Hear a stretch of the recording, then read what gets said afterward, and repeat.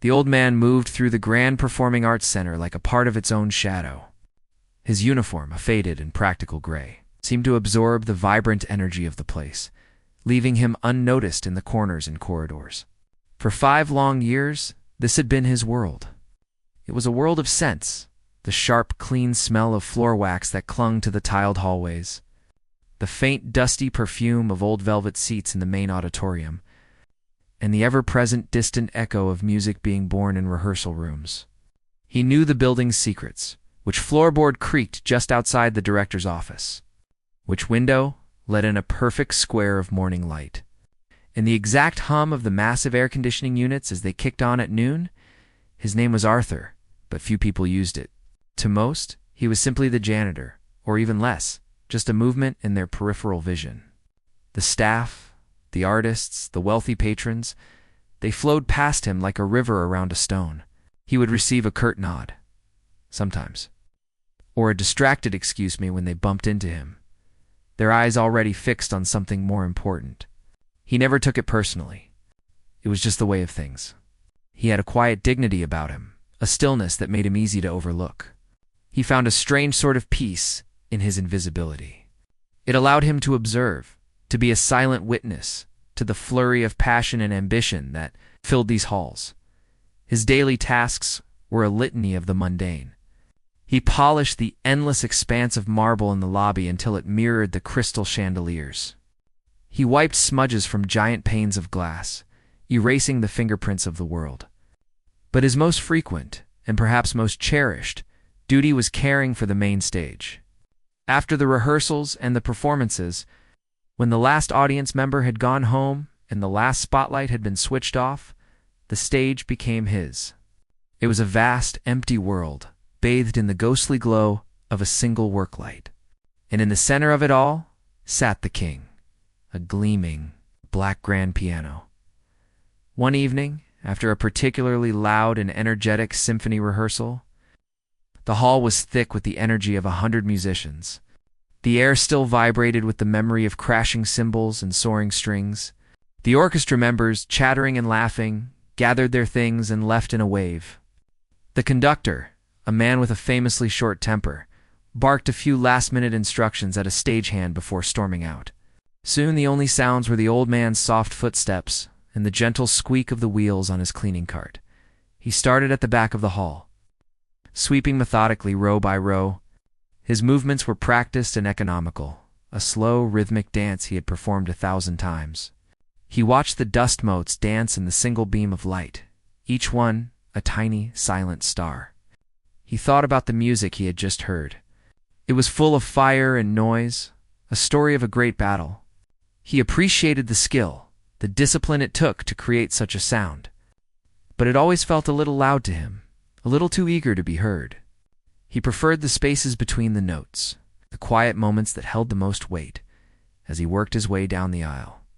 His eyes were drawn, as they always were, to the stage, to the piano. It sat there, silent and majestic. It wasn't just an instrument to him. It was a creature, a sleeping beast, covered in a black, gleaming hide that reflected the dim light like a pool of still water. It held a kind of power even in its silence. It was a promise of the beauty it could create, a reminder of the beauty it already had. He finally reached the stage, his broom whispering across the wooden floor. He swept away the rosin from the violins and the small bits of trash left behind. He worked around the piano, giving it a wide berth at first, as if showing respect. He cleaned the floorboards, his mind drifting. He remembered a different floor, a smaller one in a room that always smelled of lemon polish and his wife's favorite lilies. He remembered a pair of smaller hands, his own, flying over keys that were not nearly as grand as this one, but which felt just as important. A faint, familiar ache settled in his chest, a heavy, quiet thing he had long ago learned to carry. It wasn't a pain of regret, not anymore. It was more like the memory of a lost limb, phantom feeling of something that once was so integral to his being. He put his broom aside and took out a soft cloth. His real work with the piano began now. He never played it, not once. That would have been a line he could not cross. But he cared for it with a devotion that bordered on reverence. He gently wiped the polished lid, his movements slow and careful. His fingers, wrinkled and spotted with age, traced the elegant curve of its side. He felt the cool, smooth wood beneath his touch. He could almost feel the music trapped inside, waiting for the right hands to set it free. He knew every inch of its surface, every tiny scratch, every place where the light caught it just so. He leaned closer. His reflection a distorted, ghostly shape in the glossy black finish. He saw the old man, the gray uniform, the tired eyes, but for just a second, he thought he saw someone else. A younger man, with a fire in his eyes and a whole world of music in his heart. He blinked, and the image was gone. He was just the janitor again, in an empty hall. With a silent piano, he finished his work, the stage now clean and ready for the next day. The piano gleamed, a perfect black jewel in the center of the empty space. He stood there for a long moment, just looking. The silence in the hall was so deep he could hear his own heartbeat, a slow, steady rhythm against the quiet. He felt a profound sense of connection to this place, to this instrument. It was his secret, a quiet understanding between him and the sleeping monster on the stage. He was its keeper, its guardian in the dark. With a final soft sigh, he turned, picked up his cart, and walked away, leaving the king alone on its throne, waiting for the morning. The next day, the quiet world Arthur had cultivated for 5 years was shattered. The Performing Arts Center, usually a place of distant echoes and focused solitude, was alive with a different kind of energy. It was a nervous, buzzing energy that hummed through the walls and vibrated in the polished floors. As he pushed his cleaning cart through the service entrance, he was immediately met with a wave of sound, the clatter of equipment being moved, the sharp, excited voices of young people, and the low, authoritative tones of their instructors. The air, which usually smelled of wax and old wood, was now thick with the scent of expensive perfume, hairspray. In anticipation, today was the day of the annual Young Virtuosos competition. For Arthur, it was the busiest and most challenging day of the year. His quiet hall, his empty stage, had been transformed. The lobby, usually a vast, echoing space, was now a forest of people. Dressed in their finest, they milled about, clutching glossy programs and speaking in hushed, important whispers. Women in sparkling dresses and men in sharp suits glided across the marble floor, their reflections swimming in the surface he had polished just hours before. They were a different species, and Arthur, in his simple gray uniform, felt like a prehistoric creature that had wandered into the modern world. He kept to the edges, his head down, making himself small. His job for the evening was not to care for the stage, but to be a ghost in the machine. He was to tidy the lobby, clean the restrooms, and ensure the public spaces remained immaculate, all while remaining completely invisible. It was a role he was well suited for, but today it felt harder. The sheer number of people made it difficult to find a path that didn't cut through a conversation or interrupt a photograph. He moved like water, flowing around the clusters of people, his soft-soled shoes making no sound on the floor. He watched them. He saw the young competitors, their faces a mixture of terror and fierce determination. Some were so young, they looked like children playing dress-up in their formal wear, their hands clasped tightly in their parents'. Others, older teenagers, carried themselves with a practiced confidence. But their eyes gave them away, darting around the room, taking in the competition, the judges, the grandeur of the hall. He saw the parents, their own anxieties worn plainly on their faces, whispering last words of encouragement. It was a world of pressure, of hopes and dreams, all concentrated into one single evening as he was wiping down a glass table near the entrance to the main auditorium. A woman with a headset and a clipboard strode purposefully towards him. She was the event manager, a woman whose energy was so frantic it seemed to buzz in the air around her. Her eyes scanned the room, not really seeing him until she was right in front of him. "You," she said, her voice crisp and efficient. "I need you to stick to the perimeters tonight. The lobby, the hallways, the restrooms, but stay away from the auditorium itself unless there's an emergency. The judges are very particular about distractions, and we can't have any interruptions." She gestured vaguely at his cart. Just be quiet and stay out of sight. Arthur just nodded. He was used to this. To the people who ran this world, he was a variable to be managed, a potential problem to be contained. He wasn't a person. He was a function. And tonight, his function was to not be seen. Understood? She asked, her eyes already moving past him to a new problem that needed her attention. He nodded again. Yes, ma'am. She gave a quick, satisfied nod and was gone, disappearing into the crowd. Arthur let out a slow breath and pushed his cart towards a deserted corner of the lobby. He would do as she asked. He would become even more of a ghost than usual. From his hiding spot, he could hear the low murmur from inside the auditorium as the audience found their seats. Then the lights dimmed and a hush fell over the entire building. The silence that followed was heavier than his usual silence. It was a silence full of expectation. He found a small service corridor that had a narrow window looking out over the back of the auditorium. From there, hidden in the shadows, he could see the stage. The lights were up, making the polished wood glow like gold. And there, in the center of it all, was the piano. It looked different under the bright spotlights. It wasn't a sleeping monster anymore. It was a throne, waiting for its king. It looked proud, almost arrogant. The first competitor walked out onto the stage. A young girl so small she had to adjust the bench's height.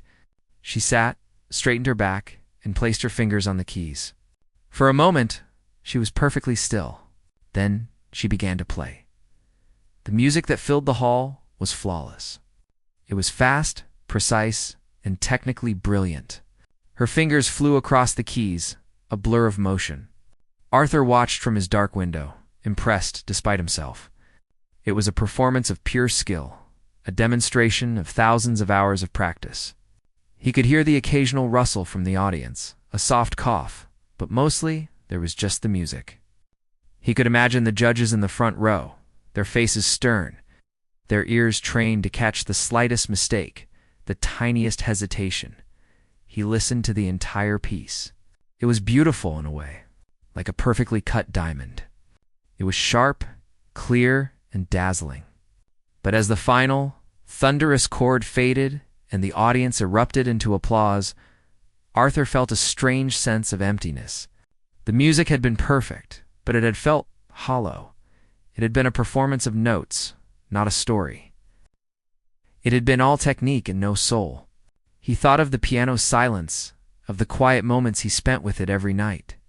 He felt there was more emotion in that silence than in the entire performance he had just witnessed. The girl took her bow and walked off the stage, her face flushed with a mixture of relief and pride. The event manager scurried to meet her, a quick, efficient smile on her face. The next competitor was announced. The evening had begun. The great machine was in motion, and Arthur was just a tiny, forgotten cog in its shadows. He leaned against the cool wall of the corridor, listening to the next piece begin, and wondered if any of them really understood the kind of magic they were allowed to touch. The evening had been a marathon of flawless performances, each one more technically dazzling than the last.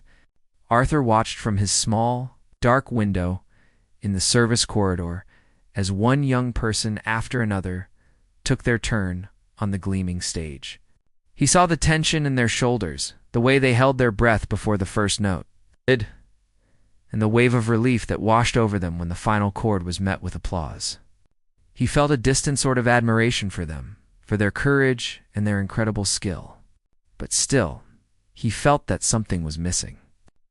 It was all so perfect, so polished, it felt like looking at a row of beautiful, identical porcelain dolls.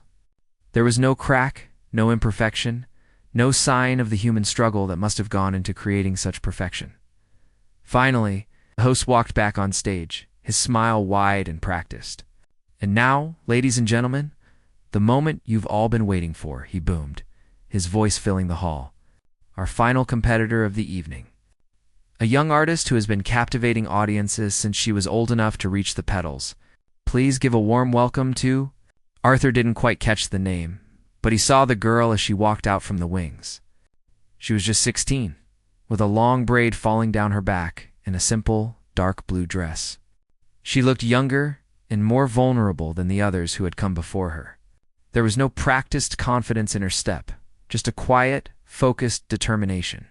She carried herself not like a star, but like a pilgrim who had finally reached a sacred destination.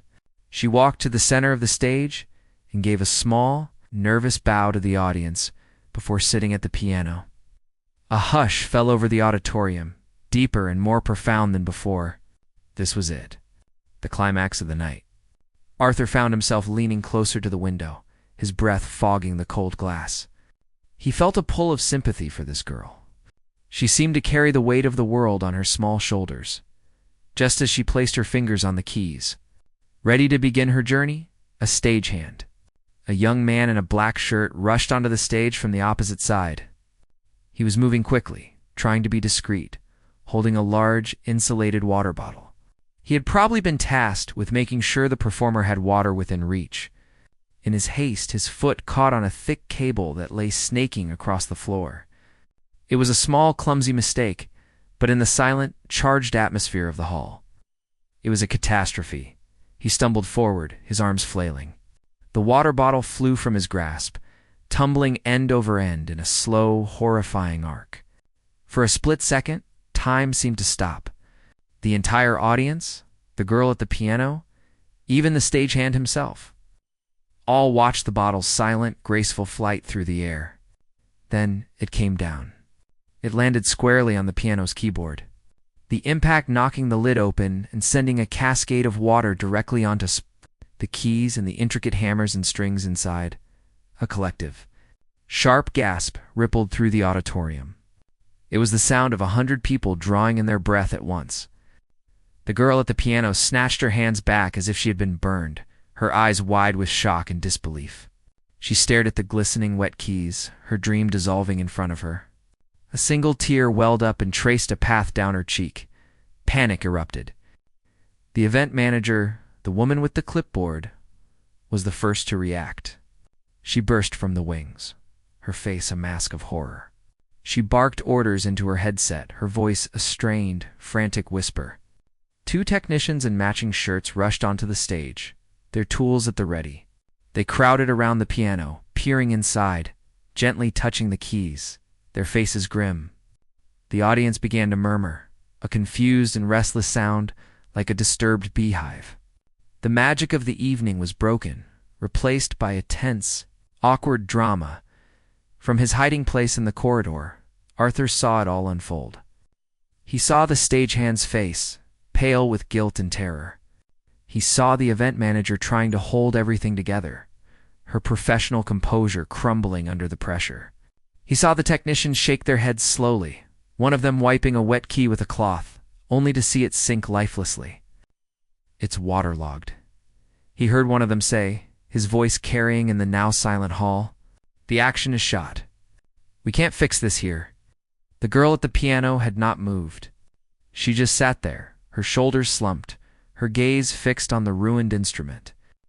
Her moment, her one chance to prove herself, had been stolen from her by a simple, stupid accident. The disappointment radiating from her was so palpable it felt like a physical presence in the room. Arthur felt a sharp pang in his chest. It was an old familiar feeling, the ache of a dream lost. He knew what that felt like. He knew the cold, heavy weight of disappointment. He watched as the event manager knelt beside the girl, whispering words of comfort that sounded hollow and useless. The judges in the front row were whispering amongst themselves, their expressions a mixture of sympathy and impatience. The show was supposed to go on, but how? His eyes drifted from the crying girl, from the frantic adults, and settled on the piano. He didn't see it as a broken piece of equipment. He saw it as a wounded creature. It was his piano, the one he polished every night, the one he cared for with a quiet devotion. He knew its every curve, its every subtle nuance. Seeing it like this, wet and silent and defeated, felt like a personal injury, a voice inside his head. A voice that had been his constant companion for 5 years told him to stay put. "You're just the janitor," it said. "This isn't your problem. You'll only make things worse." They told you to stay out of the way. He'd spent years cultivating his invisibility, learning to be silent and useful in the background. Stepping out into the light now was unthinkable. It would be a violation of every rule he had set for himself. But as he stood there, hidden in the shadows, another feeling began to rise up, pushing back against the voice of doubt. It was a feeling of deep, resonant empathy. He looked at the girl's trembling shoulders and saw his own past self. He looked at the silent, wounded piano and felt a protective instinct surge through him. This wasn't just about a broken piano or a spoiled competition. It was about the music that was supposed to be there. The music that was now trapped inside the waterlogged instrument and the heartbroken girl. He had spent his life in the quiet spaces between the notes, but he knew, more than anyone, that the silence was only meaningful because of the music that came before it. And tonight, the music was dying. He couldn't just stand by and watch it happen. The voice in his head was screaming at him to turn back. It was a loud, sensible voice that had kept him safe for 5 years. A voice that reminded him of his place, of his gray uniform, of his invisible status. But underneath that loud, sensible voice, there was a quieter one, a softer one that he hadn't heard in a very long time. It was the voice of the music, and it was calling to him from the wounded piano on the stage. He looked at the girl, her face buried in her hands, her small body shaking with quiet sobs. He saw the years of practice, the sacrifice, the sheer love for her art, all crumbling into a puddle of water on a wooden floor. In that moment, the quiet voice grew louder than the screaming one. He took a deep breath, the air in the dusty corridor feeling thick and heavy. He made a decision. It wasn't a grand, dramatic decision. It was a simple, quiet one, like the decision to take a single step. He leaned his broom against the wall, the worn wood resting against the painted brick. It was a strange feeling to leave it there. The broom was an extension of himself, a symbol of his role in this world. Leaving it behind felt like leaving a part of his old self behind. He walked out of the shadows of the corridor and into the blinding light of the stage. At first, no one noticed him. The stage manager was busy trying to console the girl. The technicians were huddled over the piano, and the audience was still buzzing with confused whispers. But then, a few people in the front rows saw him. A man in a sharp suit nudged his wife. A woman with opera glasses lowered them and squinted. A quiet murmur started to spread through the hall. Who is that? Is that one of the technicians? Oh. That's the janitor. The event manager was the first to see him up close. Her face, already a mask of stress, twisted in confusion and then in annoyance. "Sir, you can't be here," she hissed, her voice a low, urgent whisper. "This is a restricted area. You need to leave." She started to walk towards him, her hand out, ready to physically guide him off the stage. But Arthur didn't even look at her. His eyes were fixed on the piano. He walked past her as if she were a piece of furniture, his steps slow and deliberate. The audience fell silent, the confused murmurs dying down as everyone watched this strange, unexpected drama unfold. An old man in a janitor's uniform was walking onto one of the most prestigious stages in the country, in the middle of a major competition, and he was heading straight for the broken piano. He reached the instrument and gently touched the wet, gleaming lid. The technicians backed away, unsure of what to do.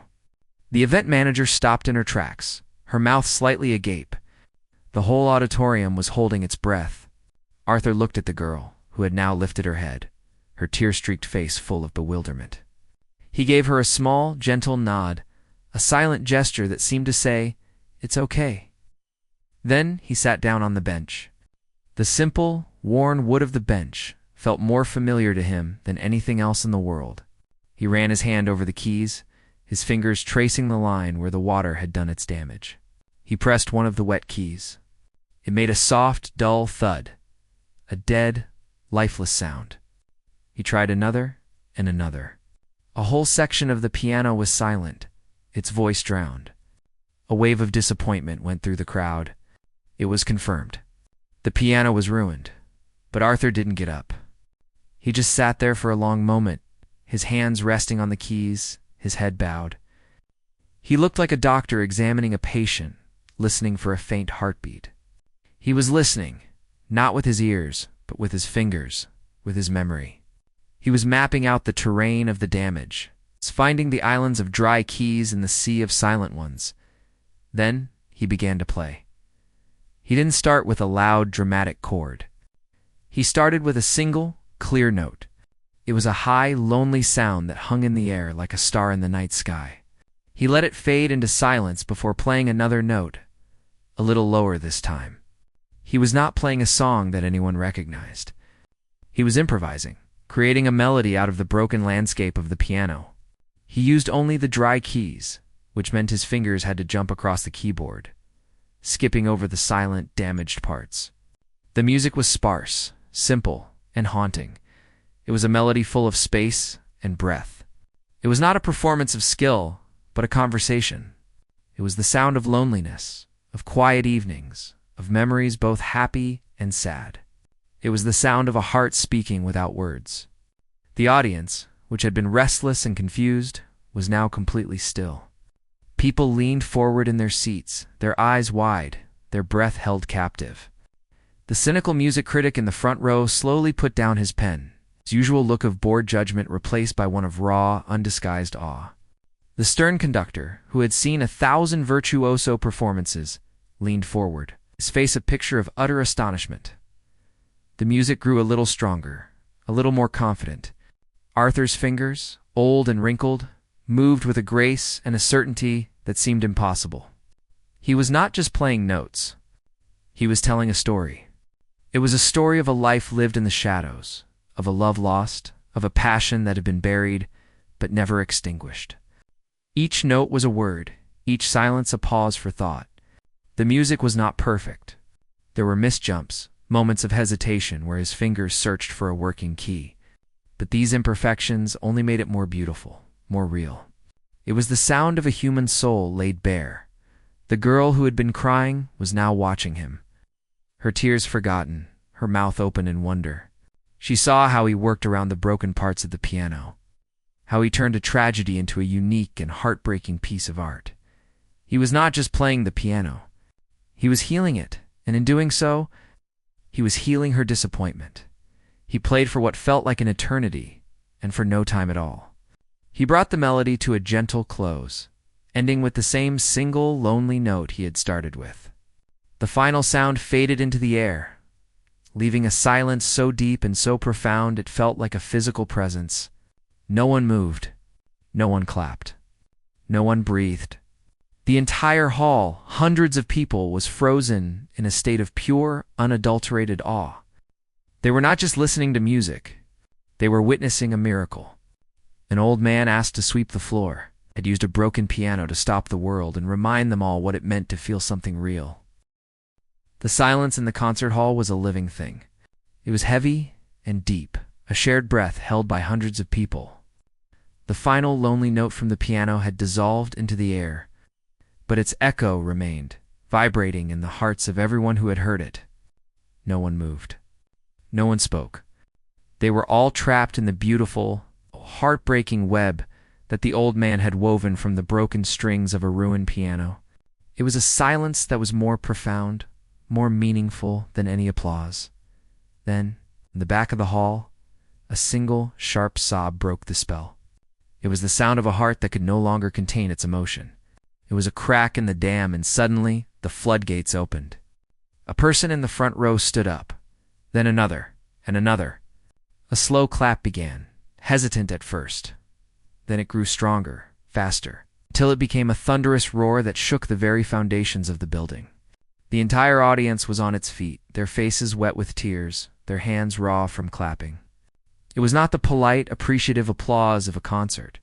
It was a raw, primal, overwhelming expression of awe and gratitude. They were not just clapping for a performance.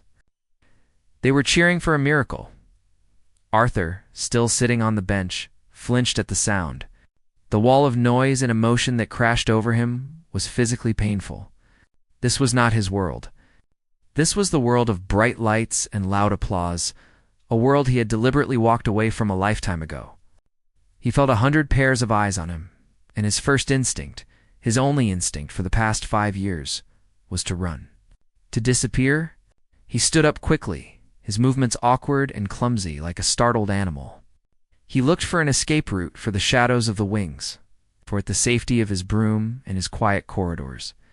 But as he turned to leave, the event manager was standing there, blocking his path. Her clipboard was gone, her headset was hanging around her neck, and her face was a mess of smudged makeup and tears. She was not the frantic, efficient woman from an hour ago. She looked like someone who had just seen a ghost, a beautiful, terrifying ghost. She didn't try to stop him with words. She just looked at him, her eyes wide with a mixture of wonder, shame, and a desperate need to understand. "Who are you?"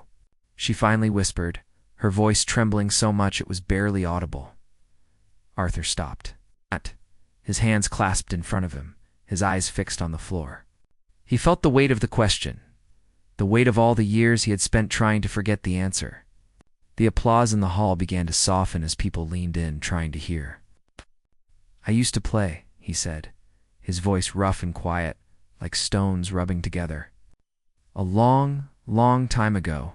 He paused, gathering the words that had been locked away for so long. "My wife. She loved this piano more than anything.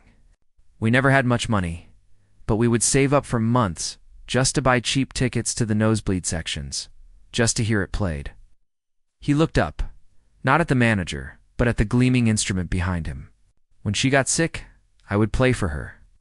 Old songs, simple songs. It was the only thing that seemed to ease her pain." He took a shaky breath. "After she passed, I couldn't play anymore. The music reminded me of her, and the silence was too loud. I got stage fright, I guess. Not of the people, but of the memories. So I walked away from it all. I took this job because I just wanted to be near it. This piano. It felt like the last piece of her I had left. Sweeping the stage, polishing the wood. It was my way of still taking care of her, I suppose." The story hung in the air, simple and devastatingly human. The event manager just stared, her hand covering her mouth. The cynical music critic in the front row slowly took off his glasses and wiped his eyes. The young competitor, the girl whose dream had been shattered, walked slowly across the stage towards Arthur. She didn't say anything. She just wrapped her arms around his waist in a gentle, fierce hug, burying her face in his rough, gray uniform. He stood there, stiff and uncomfortable for a moment.